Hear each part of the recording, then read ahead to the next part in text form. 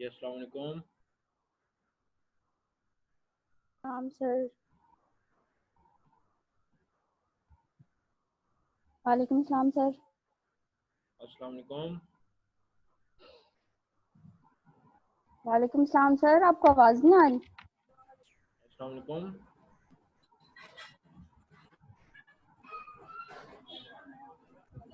Hello sir.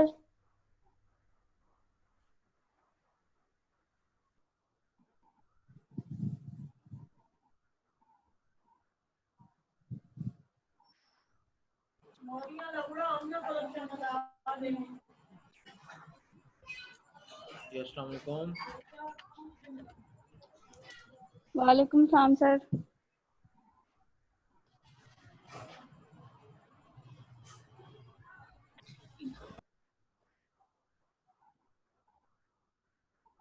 Sorry बच्चों, आज थोड़ी सी क्लास लेट हो गई।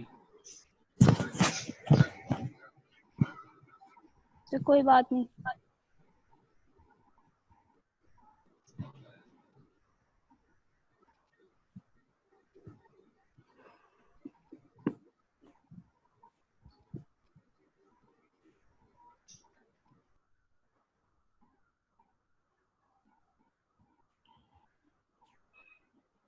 थोड़ी देर देख ले, 9 पार्टिसिपेंट्स आए हैं अभी।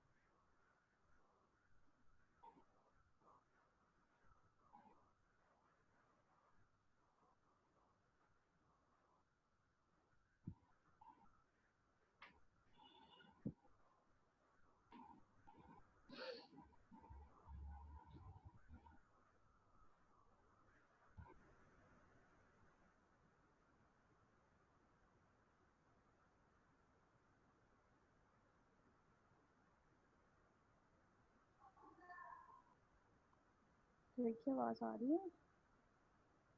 मम्मी का नेट चला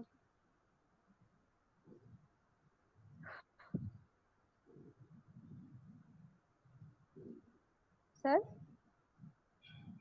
जी जी आवाज आ रही है मुझे, आपकी आ रही है आवाज। Okay sir. सर वो पायरेसी वाला कंटिन्यू करना है आज? हाँ बेटा, वो कल कंप्लीट ही नहीं हुआ था। आप लोगों की अगली क्लास शुरू हो गई थी। जी जी सर। उसको आज ठीक है हम सर। हाँ, उसको आज हम कंप्लीट कर लेते हैं।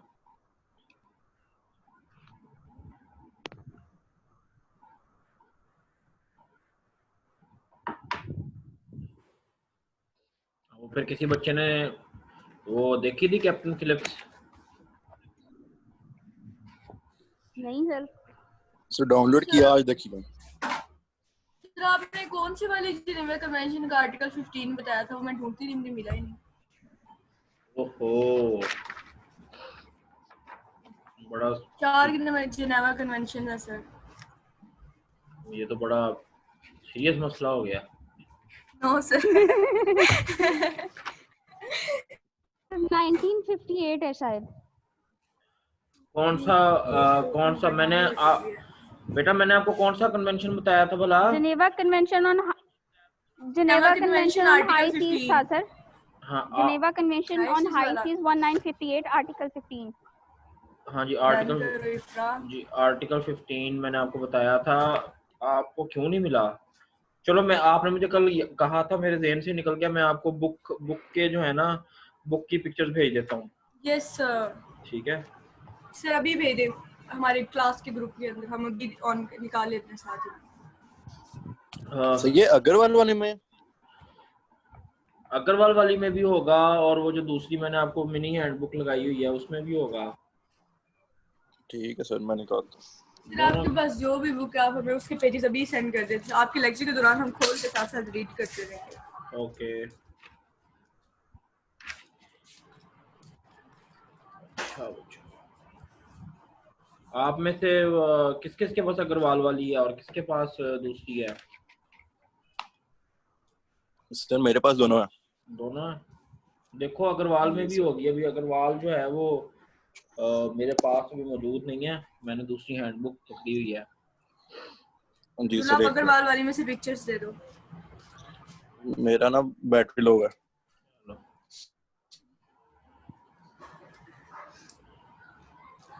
अच्छा चलो, एक minute, just a minute. Okay, sir मैं करता हूँ सर। करो यार।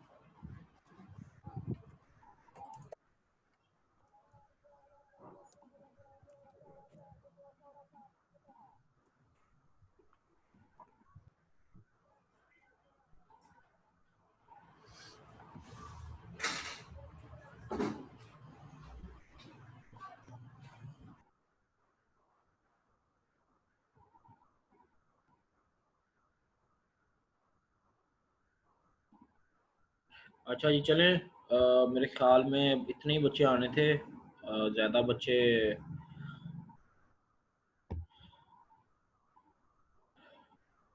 अच्छा जी, कल हम लोग चूँकि वैसे ही पढ़ते रह गए, हम लोग ये देख ही ना सके कि हम लोगों ने इसको जो है ना, इसकी बुक बाय बुक जो इसकी डेफिनेशन आई है, जो बताया गया है, हम उसको देख लें।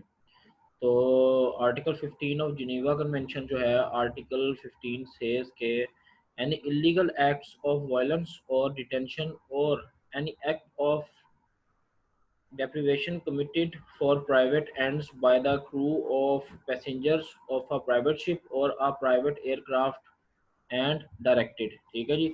अब इसके जो डेफिनेशन है उसके आगे दो इन्होंने मजीद बनाए हुए हैं। ठीक है जी, कि ये सबसे पहले तो इलीगल एक्ट होगी वायलेंस की, ठीक है, या डिटेंशन की। ठीक है। दूसरा कि इस एक्ट का जो मकसद होगा, उसका मकसद होगा कि किसी प्राइवेट शिप के जो क्रू है या जो उसके पैसेंजर हैं, उनको किसी भी चीज़ से महरूम करना। ठीक है। तीन चीज़ें इसमें याद रखना कि ये इलीगल होगी, वायलेंस के ऊपर बेस्ड होगी ये, और या फिर डिटेंशन इसमें होगी, और इसका मकसद जो होगा कि ये किसी शिप के क्रू को जो है महरूम करने के लिए किसी भी चीज़ से की जाएगी। अब इसका जो दूसरा जो मेन एलिमेंट है वो है कि ये हाई सीज पे किसी दूसरे शिप या एयरक्राफ्ट या इंसानों या कोई प्रॉपर्टी जो कि ऑन बोर्ड होगी शिप पे, उसके खिलाफ होगी। ठीक है। ये हाई सीज पे होती है, जो कि इसकी किताबी डेफिनेशन है, क्योंकि मैं किताबी डेफिनेशन बताने से पहले ही जो चीज़ों का आम अल्फाज में मैं आपको बता देता हूँ, तो मतलब। अच्छा जी, दूसरा जी कि ये किसी शिप में होगी, ठीक है, एयरक्राफ्ट में होगी, पर्सन्स और प्रॉपर्टी के खिलाफ होगी, outside the jurisdiction of the state. ठीक है जी। अब अगर ये किसी स्टेट की जुरिस्डिक्शन के अंदर होती है मिसाल के तौर पे, तो वो मैंने आपको बताया था कि वो तो बड़ा मुश्किल हो जाता है ना, वो तो फ़ौरन ही उसको, जब मैंने जिस तरह आपको बताया था, वो फ़ौरन ही नेवी वगैरह आके रेस्क्यू कर लेती है। और अमूमन जो है ना ये स्टेट्स की जुरिस्डिक्शन के अंदर होती ही नहीं है। उसकी वजह ये है कि जो नेवी होती है ना उसकी ज़िम्मेदारी होती है प्रोटेक्शन, ठीक है? तो अगर आपके इंटरनल वाटर्स के अंदर ही आपकी शिप को पायरेट्स पड़ गए हैं, ठीक है? तो उससे क्या आपकी नेवी का क्या फ़ायदा है? नेवी के तो बेसिकली 2 होते हैं। एक नेवी का मकसद होता है कि अपनी बॉर्डर की जो है सी के बॉर्डर की हिफाज़त करना, ठीक है? दूसरा जो उनकी ज़िम्मेदारी होती है वो होता है कि जी मतलब हिफाज़त के अंदर ही आ जाता है कि इसके अंदर पायरेट्स भी नहीं आ सकते, ठीक है? तो जो ये कोई भी स्टेट जो है उसकी टेरिटरी से दूर होगा, लेकिन इस पे कल हम लोग काफ़ी डिटेल्ड बहस मुबाहिसा कर चुके हैं कि जब ऐसा होगा तो उसमें क्या होगा कि उसमें ये होगा कि जो भी नेवी नज़दीक लगती होगी वो जाके उनको रेस्क्यू करेगी और उसके बाद वो ही उनको जो है वो एग्जीक्यूट करेगी, ठीक है जी? अच्छा जी, अब जी इसका तीसरा जो है वो B any act of voluntary participation in the operation of a ship or of an aircraft which no, with knowledge of facts making it a private ship or aircraft, ठीक है? Any act of inciting or intentionally facilitating an act described in paragraph। अच्छा जी, इसमें भी same उसी तरह robbery की तरह या डकैती की तरह एक छोटी सी चीज़ है कि इसको भी सबसे पहले जो है ना कोई बंदा इसको फैसिलिटेट करेगा, ठीक है, या इसमें किसी की हेल्प करेगा तो वो भी उसी के बराबर उसको लिया जाएगा।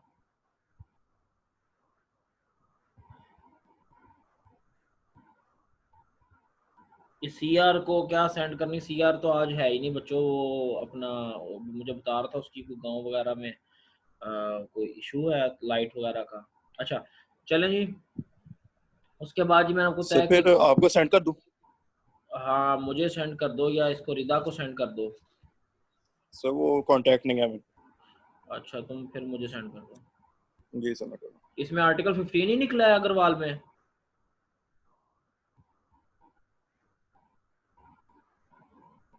अच्छा जी, उसके बाद जी इसकी हम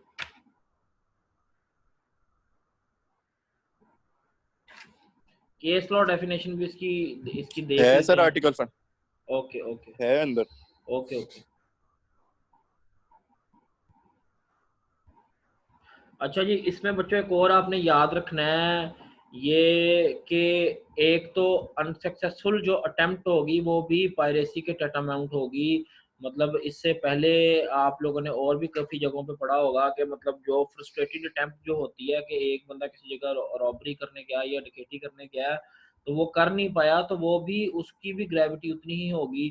इसी तरह का कोई बंदा किसी शिप को अगर उस पे पायरेसी कमिट करने की कोशिश करता है तो वो भी ऐसे ही होगा कि उसने पायरेसी कर लिया है। उसमें ये नहीं होगा कि जी करने की कोशिश की थी तो हो तो नहीं सकी।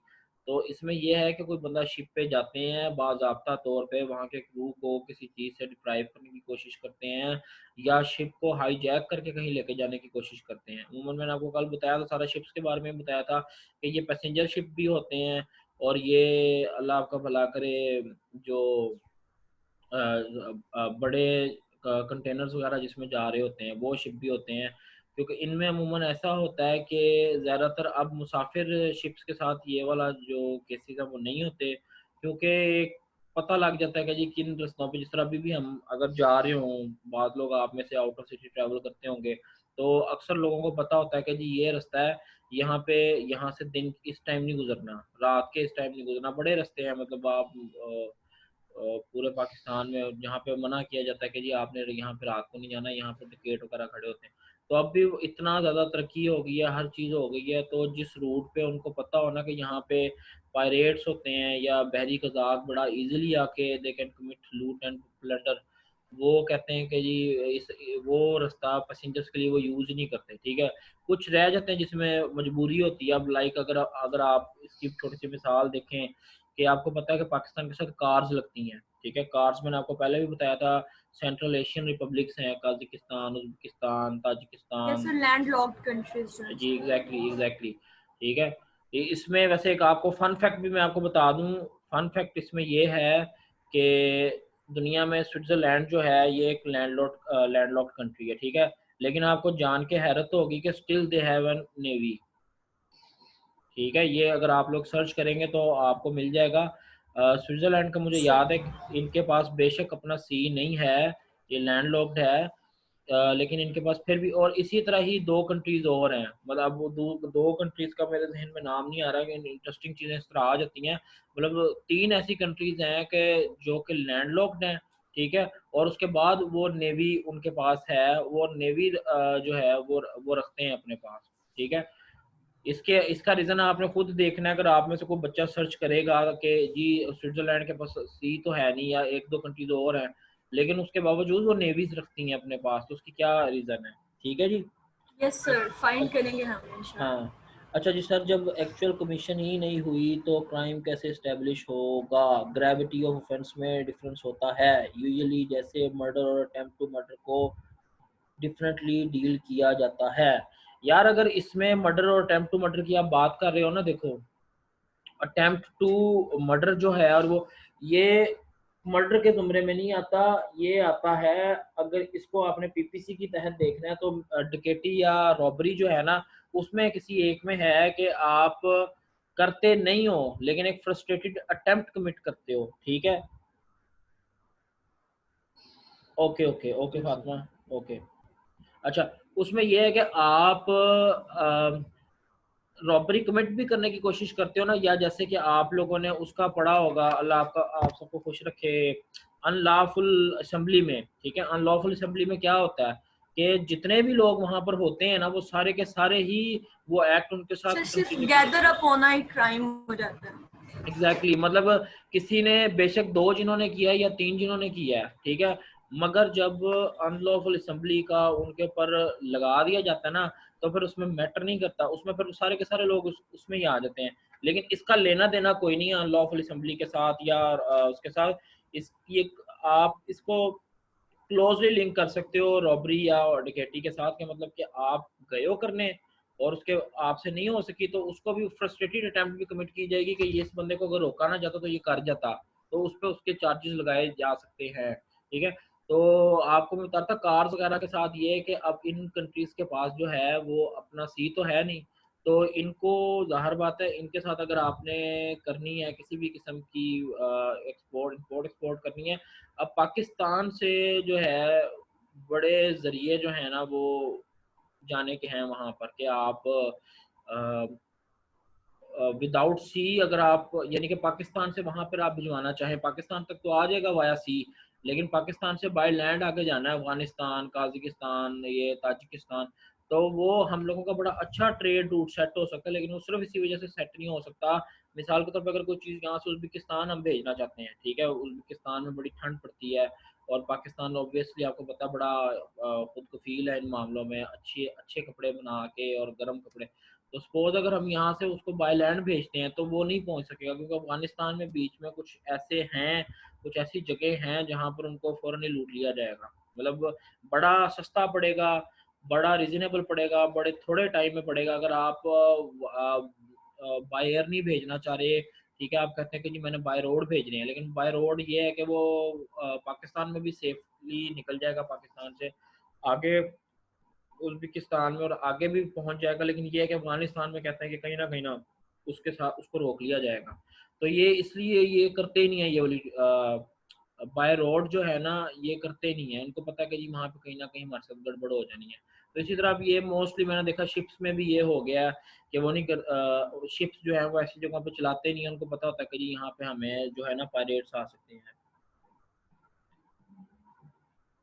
अच्छा जी, दूसरे नंबर पे, अच्छा जी हम इसेंशियल, ये मैंने आपको बता दिया जी कि ये जो इस ये एक केस भी है, ठीक है। अब ये इसकी प्रोनाउंसिएशन थोड़ी सी ऊपर नीचे हो जाता है, ये है जॉर्गेंटियम करके केस है 1934, ठीक है। अच्छा जी, अब इसमें इसेंशियल इंग्रेडिएंट ऑफ पायरेसी को हम पढ़ते हैं जी।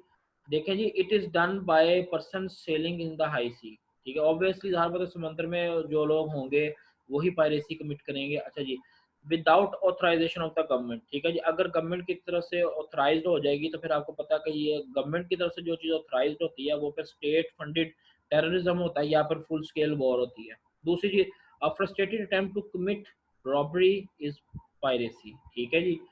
It is committed by a private vessel against another private vessel or by crew against their vessel। अच्छा जी, इसमें क्या जी, दो चीज़ें पायरेसी के ज़ुमरे में आ सकती हैं।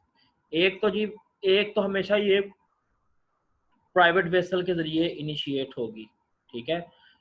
क्योंकि मैंने आपको बताया था कि अगर ये कोई स्टेट करवाती है, और जब भी कोई शिप होता है हमेशा शिप्स को और एरोप्लेन्स को जो है ना वो बचाना जाता है उनके ऊपर फ्लैग से। जहाज़ों के ऊपर भी फ्लैग होते हैं, और चाहे हमेशा कोई भी फ्लैग होगा, कंट्री का जो जेट होगा उसके ऊपर फ्लैट होगा, और फ्लैट कह रहा हूँ फ्लैग होगा, और इसी तरह कोई भी शिप होता है उसके ऊपर भी उसके मुल्क का जो फ्लैग है वो लहरा रहा होगा, ताकि पता लग सके कि ये कहाँ से है और इसका क्या। तो जो पहले नंबर पे तो ये प्राइवेट शिप करेगा जो पायरेसी करेगा, ठीक है। क्योंकि अगर उसके ऊपर कोई फ्लैग होगा तो उसकी कंट्री का पता लग जाएगा, ठीक है। और फिर सीधे का सीधा इल्ज़ाम उस कंट्री पर डाल दिया जाता है, क्योंकि इससे पहले भी कुछ एक दो वाकयात इस तरह के हिस्ट्री में हो चुके हैं कि वो फिर कंट्री को जिम्मेदार ठहराया जाता है कि जी आपने ये करवाया, या तो ये बंदे आप हमें पकड़ के दें, ठीक है, या तो फिर आप जो है वो इसका भरे। मैं भी 3-4 दिन पहले मैं कहीं पढ़ रहा था कि ऐसा ही कोई अटेम्प्ट हुई थी, हाईजैकिंग की हुई थी या सी की, तो उस कंट्री को उन्होंने ठीक ठाक मतलब जुर्माना डाला था दूसरे मुल्क ने, और वो पता नहीं किस जरिए से डाला था। हम लोग भी बड़ी दफ़ा आपको पता हो जाते हैं, बाउंड हो जाते हैं। हम लोग भी जब पाकिस्तान की हिस्ट्री पढ़ते हैं ना, तो 1998 में जब पाकिस्तान एटमी धमाके करने वाला था, ठीक है, एटमी धमाकों से रिलेटेड भी अगर तो मूवी आप लोगों ने अच्छी देखी, आप लोगों को मैं बता दूं कि सबसे पहले जो एटमी धमाके थे ना, उनकी जो अटेम्प्ट ली थी वो 1974 में इंडिया ने ली थी, ठीक है, पोखरान के इलाके में, ठीक है। तो उनका वो सक्सेस जो थी वो अनसक्सेसफुल रही थी वो अटेम्प्ट, ठीक है। उसके काफ़ी अर्से बाद इस मौजू पे भी एक मूवी बनी हुई है। अगर आप मतलब, मैं मूवी इसलिए आप लोगों को रिकमेंड कर देता हूँ कि बच्चों को थोड़ा सा ना, एक चीज़ जब आप बुक से पढ़ते हो ना, और उसके बाद उस चीज़ को आप देखते हो कि वो किस किस तरीके से उसको पिक्चराइज किया गया है, तो आपको एक तो वो चीज़ बड़े अच्छे तरीके से याद हो जाती है, और एक बड़ा मतलब प्लेजेंट सा एक एक्सपीरियंस होता है। तो ये सर बता दें मूवी। वो मतलब पाकिस्तान से तो नहीं उसका लेना देना, लेकिन वो प्रेशर बिल्डअप करने की बात है बच्चों। वो जॉन की एक मूवी है परमाणु, चलो छोड़े सर। जी सर। परमाणु मूवी है जॉन अब्राहम की ना, उसमें उन्होंने सारा दिखाया कि इंडिया जब पहली अटेम्प्ट करता है उसमें अनसक्सेसफुल रहता है, फिर दूसरी में उसके ऊपर कितना प्रेशर होता है, और सेम ये इंडिया जीत जाता है। और सेम सेम जो है ना, पाकिस्तान के साथ भी यही हुआ था कि जब पाकिस्तान ने अपने एटमी धमाके करने थे ना, तो पाकिस्तान को अमेरिका की तरफ से वो स्विच ऑन कर दो, पाकिस्तान को अमेरिका की तरफ से धमकी दी गई थी 15 मिनट में 11:40 में। अच्छा जी, उसमें अब आपको पता है अमेरिका की तरफ से हमें धमकी दी गई थी कि अगर पाकिस्तान ने कोशिश की गई, वर्ल्ड कम्युनिटी ने भी धमकी दी थी, तो हम पाकिस्तान को बमबारी कर करके जो है ना वो इराक बना देंगे। मतलब ये कुछ इनिशिएटिव हम लोग लेते हैं, मतलब ये अगर कभी आपको किसी को इत्तेफाक हो तो मैं आपको बुक भी बताऊंगा इस बारे में, आप बुक भी पढ़ सकते हो, जिसमें मतलब ये सारा उन्होंने बताया हुआ है कि जब ये एटमी किस्सा चल रहा था, क्योंकि पहले भारत ने आप लोगों को पता है पोखरान में धमाके किए, ठीक है, तो उसके बाद पाकिस्तान ने भी धमाके कर रहे थे। जब भारत एटमी ताकत बना है तो उसके बाद पाकिस्तान, उनको पता था कि भारत पे उन्होंने कुछ पाबंदियां लगा दी, ठीक है, पाकिस्तान ने करने थे धमाके, तो अल्लाह आप लोगों का भला करे, पाकिस्तान को उन्होंने कहा जी कि अगर भारत ने कर लिया तो पाकिस्तान ने भी करना है, इसीलिए इस पे इकोनॉमिक पाबंदियां लेके ना इसको जकड़ लो आप। बड़ा मतलब वो भी एक ड्रामेटिक जो है वो सारा सीन चला था। अच्छा, हम बात करते करते कहीं से कहीं निकल गए हैं। दूसरे नंबर पे देखो जी, अगर किसी शिप के अंदर म्यूटनी हो जाए, ठीक है, उस शिप के जो क्रू मेंबर्स हैं या फिर उस शिप के अंदर जो लोग हैं वो अपने कप्तान के साथ म्यूटनी कर जाएं, और शिप का कोई बंदा आ जाए, जैसे कि अब ये 2012 में के 14 में कुछ ऐसा हुआ था, मतलब कि शिप के मेंबर जो हैं वो कोई बंदा उठे और वो कहे कि जी मैं शिप को जो है ना वो हाईजैक करने की कोशिश करे, या फिर वहाँ के स्टाफ के को 5-6 बंदे, आपको पता है शिप कितने बड़े होते हैं, उनका इतना बड़ा उनका क्रू होता है, तो वो डिसाइड कर लें कि जी हमने शिप अपनी मर्जी से आगे लेके जाना, तो उसको भी जो लोग कैप्टन की मर्जी के खिलाफ चलेंगे, ठीक है, या फिर जो डिप्टी कैप्टन होता है, कैप्टन के बाद होता है, उसकी मर्जी के खिलाफ शिप को चलाने की कोशिश करेंगे, उसको भी पायरेसी में लिया गया है। मतलब कि किसी प्राइवेट वेसल के अंदर या किसी शिप के अंदर अगर म्यूटनी हो जाए और वो लोग कहें कि जी हमने कप्तान की मर्जी से नहीं, हमने शिप को अपना कहीं लेकर जाना है, या खुद से क्रू मेंबर खुद से शिप को कहीं लेकर जाने की कोशिश करे, तो इसकी भी सख्त सजा सख्त रखने के लिए कि शिप के अंदर ये चीज़ें ना हो, क्योंकि हमेशा जो फैसला होता है वो बच्चों एक बंदे के हाथ में दिया जाता है, ताकि जब कोई चाहे कोई जहाज हो, एरोप्लेन हो या फिर कोई शिप हो, हमेशा जो कमांड है वो एक बंदे के हाथ में रखी जाती है, और उसको कहा जाता है, उसके बाद कहा जाता है कि जी अगर इसको कुछ हो जाए तो जो सेकंड इन कमांड है वो संभालेगा। ठीक हो गया जी। ये मैंने आपको 4 इसके इंग्रेडिएंट्स बता दिए हैं कि जी ये हाई सीज पे होती है, ये गवर्नमेंट की ऑथराइजेशन के बगैर होगी, ये फ्रस्ट्रेटेड अटेम्प्ट होगी रॉबरी की, ठीक है, और उसके बाद ये प्राइवेट वेसल पे किसी दूसरी प्राइवेट वेसल के खिलाफ होगी, और अगर म्यूटनी वाला स्टाफ करने की कोशिश करेगी। अब जी इसका ऑब्जेक्ट हम लोग देख लेते हैं जी। The object of piracy is any public or private vessel or the persons or goods thereon is on the open sea is to make booty। अच्छा जी, बड़ा ही फजूल ऑब्जेक्ट, वैसे इस किताब में भी ना बाद बड़ी बड़ी फजूल चीज़ें उन्होंने बताई होती हैं, इसलिए मैं कहता हूँ कि ये 2 बुक्स को आप साथ मिला के पढ़ें।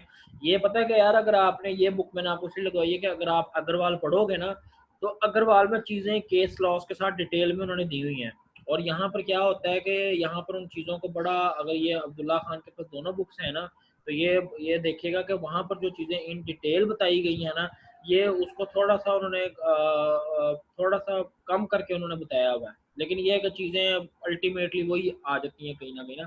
अच्छा जी, अब ये कल सवाल काफ़ी बच्चे पूछ रहे थे, बार बार मुझसे पूछ रहे थे कि जी jurisdiction according to the universal principle, ठीक है, इसके लिए मैंने आपको बच्चों कल भी बताया था कि इसके लिए एक यूनिवर्सल प्रिंसिपल जो है वो दैट हैज़ बीन एस्टैब्लिश्ड, और वो यूनिवर्सल क्या है जी? Piracy is an offence which comes under the jurisdiction of all states wherever it is committed। all states are entitled to apprehend and punish the offenders। ठीक है जी, बात यहाँ पे खत्म हो गई कि all states are entitled to apprehend and punish। ठीक है, the purpose of such jurisdiction is to ensure that, ठीक है जी, अब इसकी रीजन भी आप लोग सुन लें कि जी इसकी रीजन क्या है, कि ऐसा क्यों है, जिसमें कुछ बच्चे सवाल करते हैं कि जी ये ह्यूमन राइट्स की वायलेशन भी हो जाएगी सर, और इसमें उनको फेयर ट्रायल का राइट भी नहीं दिया जाएगा। Other 2 countries having navy and North Sea are Kazakhstan and Turkmenistan। अच्छा, ओके, रिता इसको दोबारा आपने ढूंढना है, ये काजाकिस्तान और तुर्कमेनिस्तान के अलावा भी हो सकती हैं, आपने देखना है इसको दोबारा, ये है लेकिन ये कोई इतनी नहीं है, मेरे ख्याल में ये तीनों ही नहीं है, ये अजरबैजान और ये और वो। अच्छा जी, तो हम बात करें, देखो बच्चों ह्यूमन राइट्स की वायलेशन की आप बात कर रहे थे, आप कह रहे थे कि जी राइट टू फेयर ट्रायल जो है वो इसका जी पर्पस ये है, the purpose of such jurisdiction is to ensure that no such offence goes unpunished. all states can arrest pirates on the high seas and punish them irrespective of nationality and of the place of commission of crime। ठीक है बच्चों, मतलब कि कोई भी state जो है वो उनको किसी भी वक्त कहीं भी पकड़ सकती है, और उनकी नेशनैलिटी कुछ नहीं लिखी जाएगी। उसकी वजह यह है, उसकी वजूहात ये हैं, देखो आपको पता है किसी भी मुल्क का जो लीगल सिस्टम है वो किस कदर बेवकूफ़ों वाले होते हैं, और कितनी उसके अंदर आ जाती है, और ख़ासतौर पे जब इंटरनेशनल क्राइम का केस हो तो आपको पता है कि वैसे ही वो काम बड़ा हो जाता है, मतलब लैक लस्टर सी उसकी परफॉर्मेंस हो जाती है। ठीक है, वैसे लीगल सिस्टम तो पाकिस्तान भी सारों का आप लोगों को पता होगा, आप लोगों को शायद ये भी जान के हैरत हो कि आप लोगों का जो सबसे पहले प्राइम मिनिस्टर थे लियाकत अली खान साहब, जिनको 1951 में असैसिनेट कर दिया गया था। ठीक है, कभी आप में से जो बच्चे पढ़ने का शौक रखते हैं ना, आपने उनके केस लॉ को पढ़ने की कोशिश करनी है। आपने पता करना है कि जी लियाकत अली खान साहब को जो बाग में गोली लगी थी, जिस बंदे ने गोली, लियाकत अली खान के केस का क्या बना था। ठीक है, ये आप, मैं वैसे मतलब ये आपके कोर्स का हिस्सा नहीं है, लेकिन पढ़ लेना तो थोड़ा बहुत आइडिया हो जाएगा, थोड़ी आंखें खुल जाएंगी। अच्छा जी, जी सर।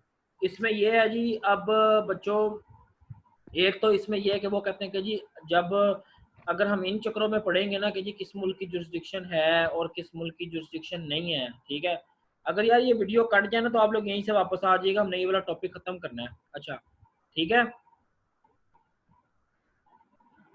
जी सर। अच्छा, अब उसमें उसमें ये है कि जी जुरिस्डिक्शन का इशू इसलिए वो कह रहे हैं कि जी जब हम इन्हें पकड़ेंगे तो जी सबसे पहले मसला बन जाएगा कि जी जो अब 3 पार्टियां इसमें इन्वॉल्व हो जाएंगी। पायरेट खैर से किसी और मुल्क का होगा, ठीक है, लैंड किसी और मुल्क का होगा, और जो मुसाफिर होंगे वो किसी और मुल्क के होंगे, तो सजा किसने देनी है? ऐसे ही है ना, मतलब एक आप कह लो अमेरिकन शिप है, यस वो सर। वो कीनियन सॉइल के ऊपर है, ठीक है, और उसके ऊपर सोमालियन जो पायरेट्स हैं वो किसी तरीके से आके करते हैं, तो अब इसकी कौन जुरिस्डिक्शन देखेगा? मामला आपको पता है ट्रिकी हो जाएगा। ठीक है, कोई मुल्क कोशिश करेगा कि जिसका सॉइल है, ठीक है, वो कोशिश करेगा नहीं जी मेरे सॉइल पे कमिट हुई आप मुझे दे दें, ठीक है, जिनके होंगे वो कहेंगे नहीं जी आप हमें दे दें, हमारे मुल्क का नाम खराब हो रहा है। जिनके बंदों के साथ हुई होगी या जिनके शिप के साथ हुई होगी वो कहेंगे नहीं जिनको हमें दे दें, हमने इनको एग्जाम्पल बनाना है कि आइंदा से जी अमेरिका का शिप जो है उसको नहीं लूटना। तो इसका उन्होंने मसला ही खत्म कर दिया, उन्होंने कहा जी इसमें जुरिस्डिक्शन का कोई मसला ही नहीं है, जहां पकड़े गए जिसने पकड़ लिया वो पकड़ के सजा दे दे। लाइक अगर उसको पायरेसी कहीं पीछे उन्होंने किया और वो कहीं आगे जाके पकड़े गए हैं, ठीक है, मतलब वो पायरेसी का एक्ट करके किसी जगह पे उन्होंने कर ली है और वो करके आ रहे हैं, वो करके रास्ते में किसी भी मुल्क के जुरिस्डिक्शन में आते हैं, किसी भी नेवी में आते हैं, वो कर सकते हैं। उन्होंने सिर्फ और सिर्फ कहा कि जी ये यूनिवर्सल प्रिंसिपल हमने इस वजह से रखा है ताकि जस्टिस जो है वो हो सके, और कम से कम जो पायरेट्स है ना वो जुरिस्डिक्शन के चक्कर में, ठीक है, या वो इस चक्कर में पायरेट्स ना बच के निकल जाए कि जी पायरेट्स चले गए हैं।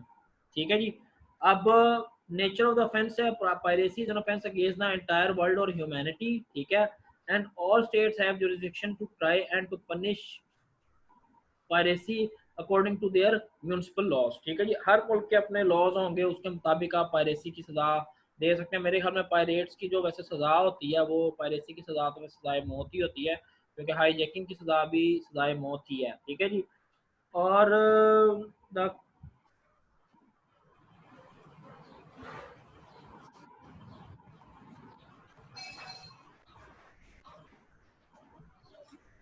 अच्छा जी, ये इसके बाद जी म्यूनसिपल लॉ और पायरेसी को उन्होंने डिस्कस किया जी। The concept of crime regarding piracy in municipal law in various states are different from concept of international law on piracy. Some states in their national law may declare crimes of those acts which come under violence, detention or deprivation which are not crime under international law। ठीक है जी, अब मतलब ये कह रहे हैं कि जी जो internationally landlocked countries that have navies today include Azerbaijan, although Azerbaijan borders the Caspian Sea।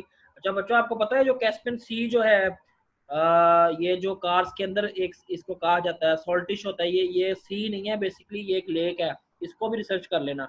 The Caspian Sea does not connect to the ocean by natural waterways. Most authorities thus regard the country as landlocked. The Azerbaijani लिखा हुआ है, चलो कोई बात नहीं। Navy operates on the Caspian Sea. ठीक है जी, अच्छा सर जी ये सिर्फ इस समंदर की हदूद में ऐसा क्यों होता है, इसके अलावा क्यों नहीं होता? मियाँ मोहम्मद अदील, मेरे भाई अगर आपके पास अपना कोई जाती शिप है तो आप कहीं लेकर निकल जाओ, टोबा टेक सिंह वगैरह को, इस तरह अगर वहाँ पे कोई समंदर है तो वहाँ पे आपके साथ हो जाएगा। सर अल्लाह माफ करे। वो उसकी वजह ये है बेटा, इसकी उसकी वजह ये है कि देखो एक तो ये समंदर की हदूद में ही होगी, क्योंकि अगर जहाँ पर उनको सामान मिलेगा उन्होंने वहीं पे जाना है, उन्होंने एक वहाँ पर अकेले घूमने थोड़ी चले जाना समुद्र में। मुझे इसका डील का ना क्वेश्चन नहीं समझ में आया सर जी, ये सिर्फ इसी समंदर की हदूद में ऐसा क्यों होता है, इसके अलावा तो कहीं नहीं होता। अदील यार मुझे तुम्हारे क्वेश्चन की समझ नहीं आई। अस्सलाम वालेकुम सर। सर आप सुन रहे हैं मुझे? जी जी मैं बिल्कुल सुन रहा हूँ, और इसका ताल्लुक अगर कोई जमात इस्लामी से हुआ या इसका ताल्लुक कोई अफगान वॉर से हुआ या मुसलमानों के साथ ज्यादती का हुआ ना, तो तुम्हें मैंने ताहयात ब्लॉक कर देना। सर आप नहीं इग्नोर सर, कर सकते हैं क्वेश्चन को। सर अब आप ना इसे इलेक्ट्रॉनिकली चपेट मारे। नहीं, अब अपना छोटा भाई है। अच्छा यार, ये क्योंकि तुम्हारा क्वेश्चन जो है ना, कसम से ये मेरे बिल्कुल बाउंसर हो गया। जी सर ये इसीलिए मैंने पूछा है कि बाकी अगर देखा जाए तो हर मुल्क जो होता है ना, इंटरनेशनल बॉर्डर के अलावा वो अपने मुल्क की समुद्री हदूद की खुद हिफाजत करता है, जैसा कि पाकिस्तानी है।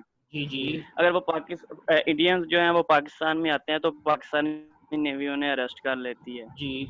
लेकिन सर इसके बरअक्स सोमालिया में आप चल जाएं या जितने भी अफ्रीकन ममालिक हैं उनमें जी। ऐसा नहीं होता, उनकी नेवी नहीं अरेस्ट करती बल्कि अमेरिकन वहाँ पे अरेस्ट करते हैं, उनकी अपनी नेवी होती है। बजाय इसके अगर इंटरनेशनल वो बॉर्डर है या उसे तस्लीम करते हैं तो वहाँ पे यूएनओ की आर्मी होनी चाहिए, वहाँ पे सिर्फ अमेरिका ही क्यों है?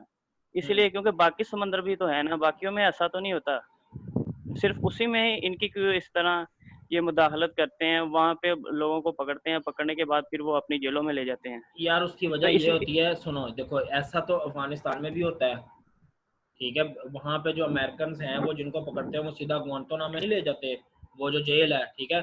मतलब जिस जगह को इन लोगों ने ही सिक्योर करना है, जिस जगह की जिम्मेदारी अमेरिकन ने ली हुई है, ठीक है। एक जगह है, आपको एक फन फैक्ट और बताऊं, फिर पाकिस्तान में भी एक ऐसा वक्त आया था जब, आप लोगों को खुश रखे, कि अमेरिकन आर्मी ने पाकिस्तान के एक एयरपोर्ट का पूरा चार्ज ले लिया था, ठीक है। और तब उन्होंने बिल्कुल सर, लेकिन सर वो एक मुआहदे के तहत हुआ और था नहीं कि कोई उनकी मुआहदा जो नहीं था, परवाजें हैं वो यहाँ से और नहीं कोई मुआहदा ऐसी। ये आपने सोच देखना है कि ये मेरे से पूछ लेना कि सर कब लिया था, ठीक है। उसमें उन्होंने शरफ के दौर में हुआ था। एग्जैक्टली ठीक है। इसका रीजन ये था शरफ कि के नूर खान एयरबेस दिया था ओके इन्होंने। Okay okay okay, good. इसकी वजह ये थी, मुआहदा वगैरह इसमें कोई नहीं हुआ था। इसमें ये हुआ था कि उस दौर का जो सदर था ना, उसने पाकिस्तान कह रहा था कि आप पाकिस्तान आए, और तब उसको तालिबान की तरफ से बड़ी सख्त थ्रेट थी।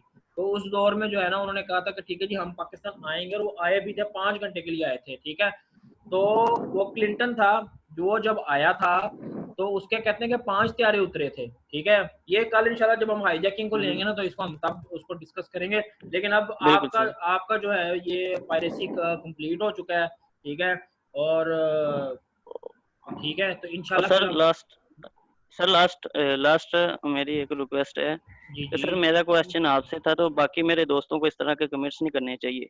इन्हें ये सोचना चाहिए कि हर बंदे की सेल्फ भाई वो रिस्पेक्ट हमारी मोहब्बत है आपके साथ, हेट नहीं करना चाहिए। सर आप बिल्कुल बेजा है, लेकिन जो ये अदील आप मेरे क्वेश्चन ह्यूमन राइट की वायलेशन हुई है, ये मामला हम ना रिदा से कहते हैं सर, ये मेरे क्वेश्चन पे में जाना चाहिए। मेरे क्वेश्चन पे ये एतराज उठा सकते हैं, मैं उसे डिफेंड करूंगा। अगर ये सेल्फ इस तरह हमले करेंगे तो सर ये अच्छा नहीं है।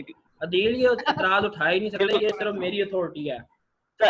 और रही बात, ये मैंने इस पे पूरी स्टडी की। अगर ये कहते हैं ना बहस करनी, इनसे ये पूछे कि वो जो वहाँ पे जो कज़ाक हैं वो क्यों पैदा हुए, उनके जो बेसिक है ना, इन्हें ये नहीं पता होगा कि वो पहले माहीगीर थे।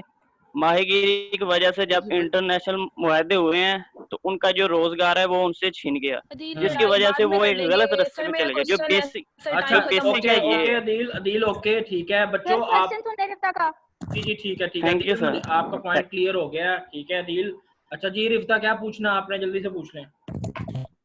सर सोमालिया की सीज में सबसे ज्यादा पायरेसी के अटैक्स हुए हैं सर। 2011 में 160 अटैक्स हुए हैं सोमालिया के सीज, ठीक है सर। एवरेज है कि सबसे ज्यादा वहाँ अटैक होते हैं सर। इसके रीजन आपके ज़हन में कोई है?